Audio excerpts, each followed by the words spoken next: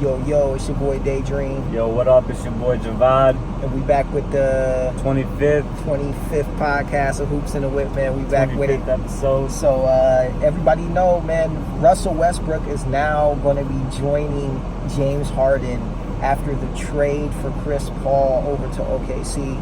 The beard. Obviously, OKC is not planning on playing. They don't plan on actually keeping him. So we have to see what actually goes on with this trade. Where do you think he's gonna go?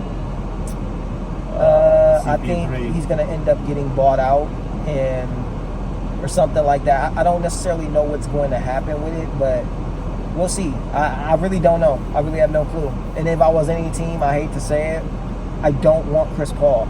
He's had a hard time with star players. On the Lakers? Is that what you mean? Anybody. Oh, anybody? Any team. I think he's one of those guys that might end up. Chris Paul's a hooper. He might end up floating out the league right now. This might end up. You think they're gonna blackball him? I hear, isn't he the president of the Players Union? He is. Maybe not because of that, but we'll see. We'll see. I just don't see, hooper, like, why? Why would I want a dude that's older that has to have the ball in his hands the whole time? He's a hooper. Yeah, but he had a hard time hooping last year in the He's one of Western. the greatest hoopers of all time. Absolutely, but that doesn't mean he's that now. Okay, then it's he's time, at best a shell of that. Then it's time for him to go. You know what I'm saying? If when it's time to go, it's time to go. But if he's still going on the court, then you got to be at 100%. Dude, as I said, they might wrap it up. We'll see though. I think he's got a couple of years left in him. But I mean, we gonna see what's popping. I mean, if everybody think Melo got a couple years, Chris Paul definitely do, and I think Melo do. I think Melo would be great with a team, but I don't see where Chris Paul fits in. But anyway, I mean, we here to talk about the Rockets. So how you think they gonna fit? They kept their most of their supporting cast. They basically just swapped out CP3 for Russell, which I think is great. He averages a triple-double, so I mean the numbers alone. I know it doesn't mean everything, but the numbers alone are going to be better. And obviously, they've played together before. Their chemistry might be better than CP3 and James Harden was. And no matter what you say, you could tell just by the body language that CP3 and James Harden weren't on the same page. You know what I'm saying? Facts. So it doesn't matter if they said they were good or not. You could tell that they weren't 100. It was terrible. Yeah, bro. it was tension. So I think Rockets are good. They got who they got? They got Clint Capela still. They got PJ Tucker still, and I think they're going to be top 4 in the West. We'll see about that, man. I really think the West is coming harder than it's ever been. I think you got to bring in the Utah Jazz is definitely going to be they're battle tested, and this year they're going to come a lot harder. And if anything, I think you run the risk of even getting kicked earlier in the playoffs. I think Houston's only gotten weaker through trade, unfortunately, because you got to think about it. Russell Westbrook got kicked by Utah. Russell Westbrook then got kicked first round this year by it wasn't Portland. just Russell, it was his team. I mean, it was also his team, but he played. You have to understand, James Harden was destroying everybody in the West until he met the juggernaut Warriors in the playoffs for the last 2-3 years. He got knocked out by the Warriors. So I mean, now that the Warriors aren't there, the Rockets are going to be a little bit better. I think they got a lot better chance to make it to the next round past the Warriors if they meet them again. So, okay, I mean, the next round, though, for them will be the NBA Finals, and I just don't think that's going to happen regardless. I think the Clippers will definitely beat them, or the Lakers will definitely beat them. I think James Harden and Russell Westbrook can keep up with anybody, bro. All those duos in the West and figure East. that. You're going to see. Watch what's going to happen in the season, bro. Man, I'm going to be honest with you. This is how I feel. I don't get how Russell Westbrook even fits well with that team at all. Like, are you guys going to put Russell at the point guard and have him hold the ball the whole time and expect James Harden to play typical shooting guard? Is that y'all goal? Or is y'all going to have James Harden try to ISO the player who literally, let's be honest here, when James Harden doesn't have the ball in his hands, he's literally standing around. He's useless. He played no defense at all last year. We're not even going to discuss it. That's not even a debate. That's not even something we even talk about. He did not play defense at all. D'Antoni let him play zero defense. So you think Russell not going to be frustrated with that? Yeah, y'all friends, bro. I think this is one of the worst fits. Y'all might end up not friends after this and hating each other and kicked in the first round after this, bro. I'm going to be honest. I think that's the worst fit duo I've ever seen. Maybe in NBA history right now. you're predicting that. Yes. That's a horrible group. Russell Westbrook shoots the three at 27%. He can't even stretch the floor. If he wide open at the three-point line, most likely he gonna miss. I think they're gonna be solid, bro. Like I said, top 4 in the West for them. I mean, maybe I don't. Okay, I'll put it this way. I don't think you got better or worse. Maybe I'll put it that way. They definitely got better because they just took out CP3, who you said was bunched and should be out the league. CP3 does have IQ though. If Russell Westbrook's in their game missing 20 shots, it don't matter. Like, it'll be worse. Like, I just don't know, bro. Like, it just depends. I don't like that fit at all. I think it's completely terrible. They both have huge usage ratage. I think they've been trading off first and second for the last 2-3 years. Like, y'all do the most on the court. Only way y'all can do. These two players just won MVPs before this year, so I think they're gonna mesh well together. They're friends. They play at Rico Hines, UCLA together all the time. I watch all those leagues too, man. Stop bringing that up when they come to the league. They're gonna take turns bringing the ball up the court. Doesn't matter who takes the ball up the court. I think they're gonna mesh well together. Either way, they're gonna. So that's what their game plan is to you is gonna be, because D'Antoni is there. So you're probably right. ISO ball with Russ and James Harden is gonna be your strategy. Are you kidding me? Good luck. Really, good luck. Because some teams are going to actually lock that down. I said they're going to take turns bringing the ball up the court. I don't know if they're going to be playing ISO ball, but like you said, it's D'Antoni. That's what he plays. So we'll see. But like I said, I just think once they get on the court, bro, they're 2 MVPs. Like, they're going to figure it out. That's my prediction. You got yours. We all got our own.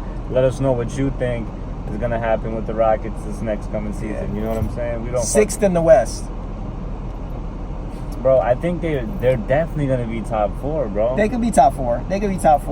I'm more so saying, I don't know, though, man. We're going to see what's good. I don't think 7-game series, them boys rocking like that. I think they out early. I'm just saying. But then again, y'all got Peach Tuck. Y'all kept Peach Tuck. Regular season, record-wise, they've already been doing fine, you know what I'm saying, the last few years. Facts.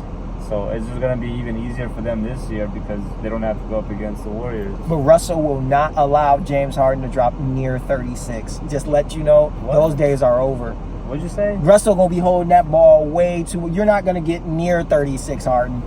You're not going to get near all those shots you were shooting. James Harden was literally ball hogging every time and shooting it. What do you mean? Russell Westbrook is not having that. That's facts. He is not about to stand there on the 3-point line and have you do that. I don't even know what that means. That's what those guys do. Eric Gordon, PJ Tuck, those dudes stand and let James Harden ISO. We're going to see, though, man. We'll see what's good, bro. It just don't sound good to me at all. And honestly, Russ can't shoot well either. Like, to me, you have to give Russell the ball. Russell has to be the controller of the ball. And you'd ask Harden to be the off-ball shooting guard and really play like a shooting guard and just drop crazy points when he gets the ball from Russ. And at that point, you're OKC's offense, and that's not the wave. We're going to see what happens, bro. It's going to be interesting for sure. Then again, though, the only difference between OKC is, I will admit, actually, no, because they use Clint Capela.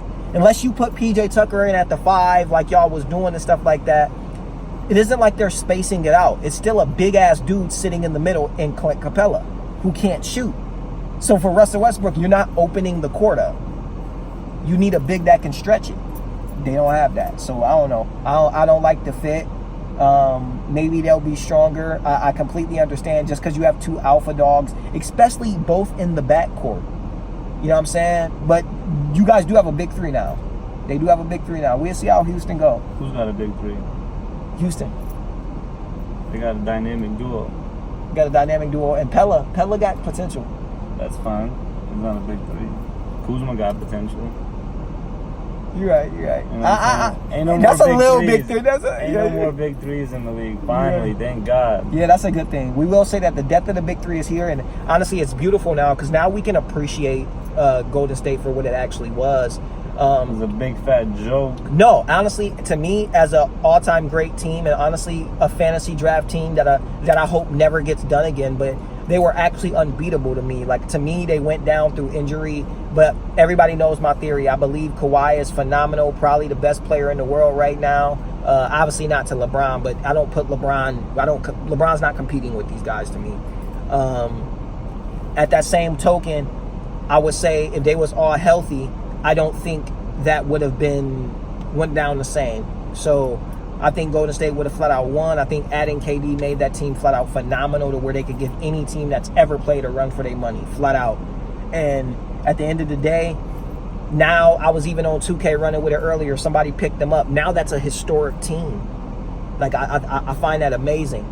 You know, so I appreciate that for what it was. And the championships, the 2 championships, I think 2 championships they got together. I have nothing to say about it. It's phenomenal. Great basketball. They were a big fat joke. They ruined the league. They ruined the NBA for 2-3 years, and now we finally have real basketball again. So I'm glad that shit is over with. Mm-hmm. That shit was really bad in my book. How are you gonna have a 73-9 team? You're up 3-1 on them. You're about to kick them out the playoffs. They embarrass you, and then you tell Russell that you're gonna stick with him. You go meet up with them in the Hamptons. And then they get you to change your mind, and that has nothing to do with how phenomenal the team played once they united. It has everything to do with it, bro. It's like you meeting your wife on Tinder, bro. You know what I'm saying? Like, it has everything to do with it.